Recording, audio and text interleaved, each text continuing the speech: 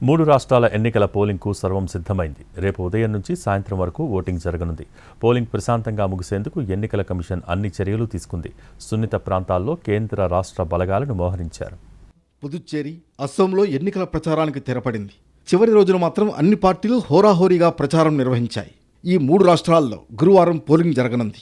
ఇందుకోసం ఎన్నికల సంఘం అన్ని ఏర్పాట్లు చేసింది. ప్రస్తుతం దేశవ్యాప్తంగా 5 రాష్ట్రాల్లో ఎన్నికలు జరుగుతున్నాయి. తొలి విడతలో కేరళం, పుదుచ్చేరి, అస్సాంలో ఏప్రిల్ 9ని ఎన్నికలు జరుగుతుండగా తమిళనాడులో ఏప్రిల్ 23న జరగనున్నాయి. ఇక పశ్చిమ బెంగాల్లో అయితే 2 విడతలుగా ఓటింగ్ జరుగుతోంది.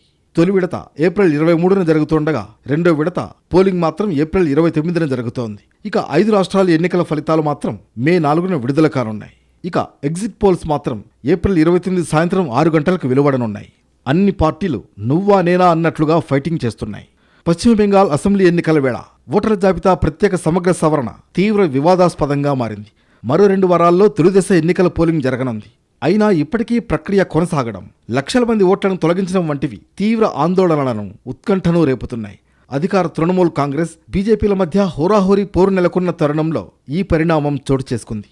దాదాపు 90 లక్షల ఓట్లను తొలగించినట్లు ప్రచారం జరుగుతోంది. ఇప్పటికే పశ్చిమ బెంగాల్ సీఎం మమతా బెనర్జీ ఎస్ఐఆర్ విషయంలో ఈసీ, కేంద్రంతో పెద్ద యుద్ధమే చేస్తున్నారు. అక్రమ చొరబాటుదారులకు భారత్ ధర్మసత్రం కాదని స్పష్టం చేశారు కేంద్ర హోంమంత్రి అమిత్ షా. అస్సాం ఎన్నికల ప్రచారంలో పాల్గొన్న అమిత్ షా, రాహుల్ గాంధీ, మమతా బెనర్జీ తమ ఓటు బ్యాంకు కోసం చొరబాటుదారులకు రెడ్ కార్పెట్ వేసి మరీ స్వాగతం పలికారని విమర్శించారు. చొరబాటుదారులకు ఇండియాలో స్థానం లేదన్నారు.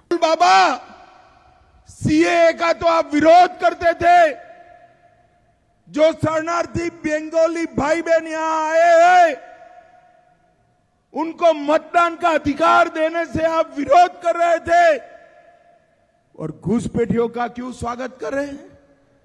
क्योंकि वो उनकी वोट बैंक है. अरे आप चिंता मत करो, रोने दो ममता बनर्जी को, छातियां पीटने दो राहुल बाबा को. इस देश से एक एक घुसपैठिए को चुन चुन कर भारतीय जनता पार्टी निकाल देगी.